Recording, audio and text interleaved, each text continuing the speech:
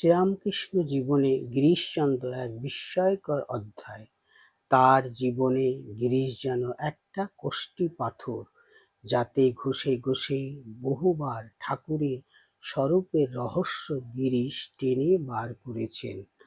বকলমা দেওয়া, গালাগালি দিয়ে আবার বাড়িতে টেনে আনা, মত্ত হয়েও ঠাকুরের কৃপার অধিকার থেকে বঞ্চিত না হওয়া, বরং প্রচ্ছন্ন প্রশ্রয় পাওয়া।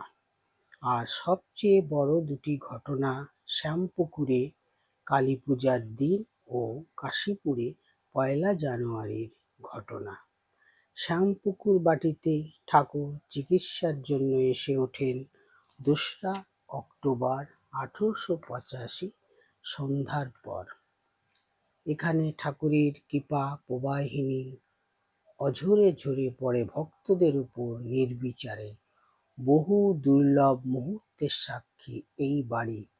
শ্যামা পূজার আগের দিন কয়েকজন ভক্তকে ঠাকুর বলেন, পূজার উপকরণ সব সংক্ষেপে জোগাড় করে রাখিস, কাল কালী পুজো করতে হবে। আর বিস্তারিত কোনো নির্দেশ না থাকায় কালীপদ ঘোষ পূজার উপকরণ সংগ্রহের ভার নেন।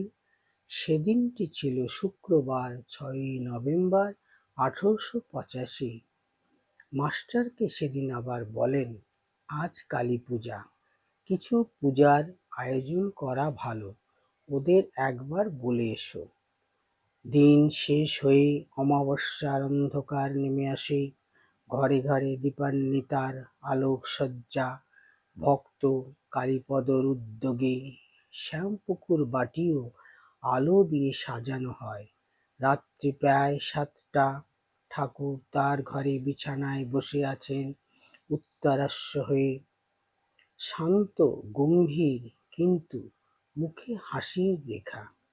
কোনো রকম নির্দেশ না থাকায় সমস্ত পূজার উপকরণ ও লুচি, পায়েস, মিষ্টান্নাদি তার সামনে সাজিয়ে দেওয়া হয়েছে, এমনকি বার্লিও আছে। ঘরে প্রচুর ফুল, মালা, ধূপ, ধুনো দেওয়া হয়েছে ঠাকুরের আদেশে।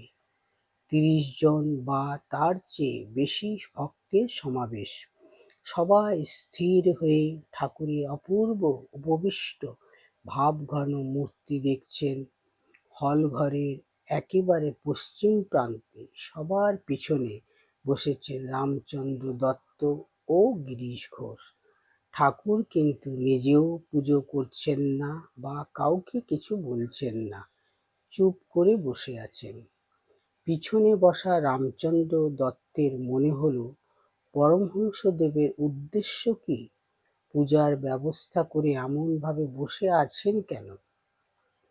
তিনি কি আবার পুজো করবেন, নাকি ভক্তদেরই কর্তব্য তার পূজা করা? তিনি তার ভাবনা আস্তে আস্তে পাশে বসা গিরিশচন্দ্রকে বলতেই গিরিশ বলে উঠলেন, বলেন কি, আমাদের পূজা গ্রহণ করবেন বলেই তিনি বসে আছেন? গিরিশের মনে ঝড় ওঠে। ঠাকুরের সামনে যাওয়ার জন্য তিনি ছটফট করতে থাকেন। অন্তর দারুণ ব্যাকুল হয়ে ওঠে। তিনি বলছেন, আমার প্রকৃত অবস্থা তখন নয়, কি একটা ভাবান্তর হইয়াছে। রামদাদা যেন আমায় উৎসাহ দিয়া বলিলেন, যাও না, যাও না। রামদাদার কথায় আমার আর সংকোচ রহিল না। ভক্ত মণ্ডলীকে অতিক্রম করিয়া প্রভুর সম্মুখে উপস্থিত হইলাম। প্রভু আমাকে দেখিয়া কি কি সব আজ করতে হবে বললেন। আমি অমনি তবে চরণে পুষ্পাঞ্জলি দিই বলিয়া ২ হাতে ফুল লইয়া জয় মা বলিয়া পাদপদ্মে পুষ্পাঞ্জলি দিলাম। উল্লাসে, অধীর ভাবের আবেশে প্রায় বেসামাল গিরিশ বারবার ঠাকুরের চরণে অঞ্জলি দিলেন ও একগাছি মালা পুষ্পপাত্র থেকে নিয়ে ঠাকুরের চরণ দুটি সাজিয়ে দিলেন। এদিকে ঠাকুরের মধ্যেও হঠাৎ বিচিত্র প্রতিক্রিয়া দেখা দিল। তার শরীরে শিহরণ, ভাবের হিল্লোল, সমাধিতে মগ্ন হলেন।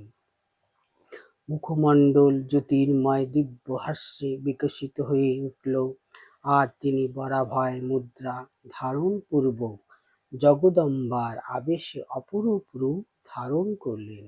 ভক্তদের উপলব্ধি হলো ঠাকুরের শরীর মন অবলম্বন করে জ্যোতির্ময়ী দেবী কালিকা সেখানে আবির্ভূতা হয়েছেন।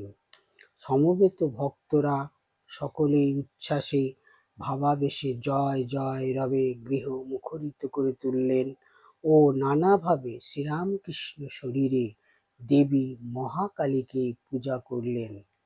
আর এই অপূর্ব ঘটনাটি ঘটালেন পাঁচশিকে পাঁচ আনা বিশ্বাসের প্রতিমূর্তি গিরিশচন্দ্র।